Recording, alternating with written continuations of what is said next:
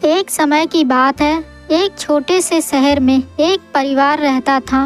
उस परिवार में बुजुर्ग दंपत्ति रामलाल और उनकी पत्नी सुमन, उनके बेटे रावेश और उनकी नई नवेली बहू नेहा से शादी की थी, जो एक बड़े शहर से आई थी और सोशल मीडिया पर बहुत एक्टिव थी।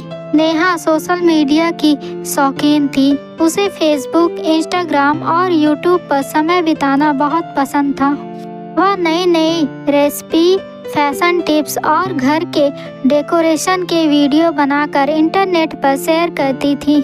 सुमन को यह बात थोड़ी अजीब लगती थी। उसे समझ में नहीं आता था कि नेहा फोन और कैमरे में इतना व्यस्त क्यों रहती है।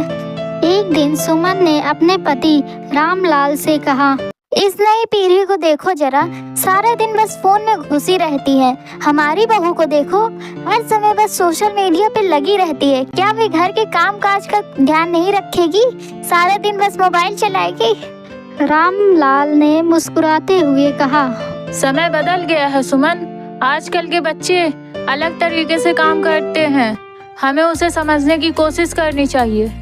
सुमन को फिर भी चिंता थी कि नेहा घर के काम और परिवार की जिम्मेदारी पर ध्यान नहीं दे रही है। कुछ दिन बाद सुमन ने नेहा से बात की। बेटा, तुम सोशल मीडिया पर इतना समय क्यों बिताती हो? हमें लगता है कि तुम परिवार और घर के काम में उतनी रुचि नहीं ले रही हो। नेहा ने सुमन की बात ध्यान से सुनी और धीरे से मुस्कुराई। उसने कहा, माँ, मैं समझ सकती हूँ कि आपको यह सब अजीब लग रहा है, लेकिन जो मैं सोशल मीडिया पर करती हूँ वह सिर्फ मनोरंजन नहीं है। मैं एक कंटेंट क्रिएटर हूँ। मैं अपनी रेसिपी और डेकोरेशन के टिप्स लोगों की मदद करती हूँ और इसके बदले मुझे इनकम आती है, जिससे मैं राकेश और इस घर की मदद कर पाती हूँ। सुमन यह सुनकर हैरान रह गई। उसने कभी नहीं सोचा था कि सोशल मीडिया से भी इनकम होती है। नेहा ने आगे कहा, मैंने सोचा है कि आपके पास जो पुरानी रेसिपी और घर के काम की निपुणता है, उसे भी हम इंटरनेट पर शेयर कर सकते हैं।